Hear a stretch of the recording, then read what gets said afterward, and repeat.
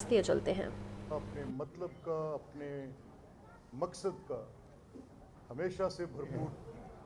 جس نے دنیا کی تاریخ میں، اقوام عالم میں اپنا لوہا بنوایا ہے کہ مشکل ترین حالات میں بھی، چاہے وہ کسی بھی زندگی کے شعبے میں ہوں، پاکستان نے اپنی ایگزسٹنس کا، اپنے مطلب کا، اپنے مقصد کا ہمیشہ سے بھرپور دفاع کیا ہے۔ اور میں کل سے جو یوم آزادی کی تقریبات ہیں، ان کے اندر لوگوں کا ایک جو جوش اور جذبہ دیکھ رہا ہوں، وہ بلا شبہ اس مارکہ حق کے ساتھ جڑا ہوا ہے جو 10 مئی کو افواج پاکستان نے، حکومت پاکستان نے، عوام پاکستان نے اپنے مصمم ارادے کے ساتھ، اپنے ان ویورنگ ریزولو کے ساتھ، اپنی ثابت قدمی کے ساتھ، اپنی بہترین حکمت عملی کے ساتھ یہ ثابت کیا کہ پاکستان اقوام عالم میں ایک ممتاز ملک کے صف میں کھڑا ہے۔ اور یہ آپ کو یاد ہوگا کہ جب ہندوستان اپنے ناپاک عزائم پورے کرنے کے لیے، کراس بارڈر اپنی ہیجمنی کریٹ کرنے کے لیے اور اپنی اس خطے میں ایک برتری ثابت کرنے کے لیے، پاکستان کی سرحدوں کے پار اس نے اپنے مذموم مقاصد کے تحت، جن میں ایک انتہائی بالکل ویگ ایلیگیشن، جس میں کوئی ثبوت نہیں، کوئی دلیل نہیں، اور دہشت گردی کا بہانہ بنا کر پاکستان کا سوورینٹی کو بریچ کرنا، پاکستان کی انٹرنیشنل باؤنڈریز کو بریچ کر کے یہاں پر کچھ حملے کرنا، اور حملے بھی نہتے لوگوں پر، مساجد پر، وہاں پر جہاں پر اللہ اکبر کی صدا آتی ہے، وہاں پر جا کر یہ بیہودہ الزام لگا کر ان مساجد کے اوپر یہ میزائلز مارنا۔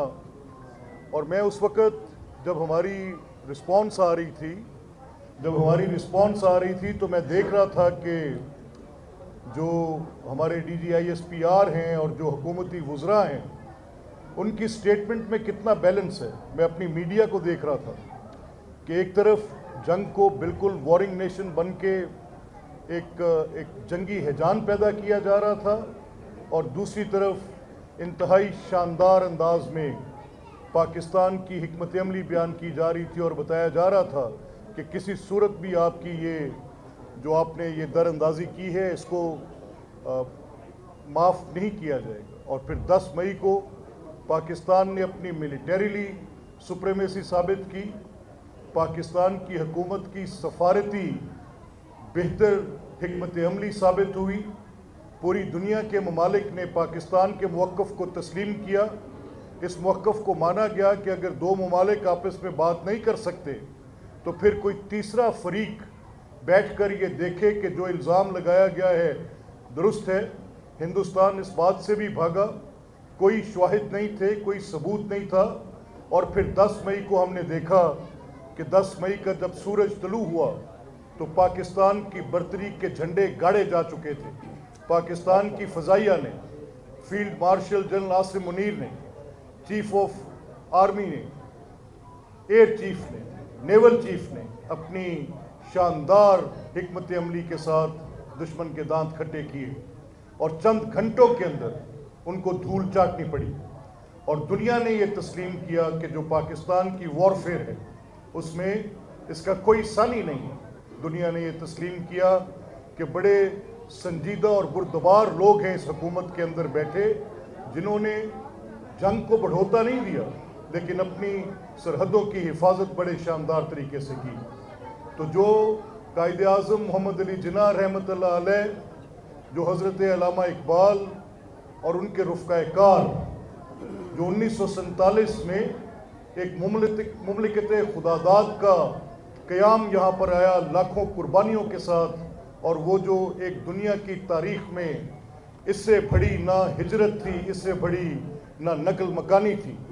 اور وہ جو قتل و غارت بپا کیا گیا کچھ لوگوں کے ایجنڈے پر، ان سب قربانیوں کو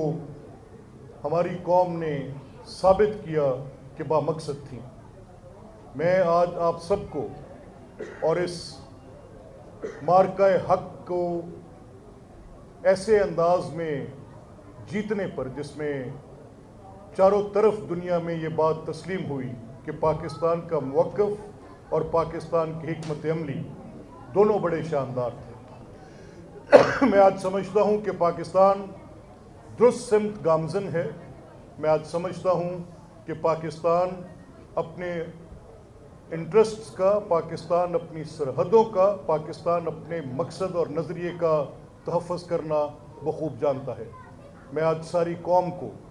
एक दफ़ा फिर इस शानदार मार्के हक़ में कामयाबी पर और इस 78वें यौम आज़ादी पर मुबारकबाद पेश करता हूँ। आज का दिन इत्तेहाद का दिन है। आज का दिन हर किस्म के मसलकी फ़रोही, हर किस्म के गरोही सियासी,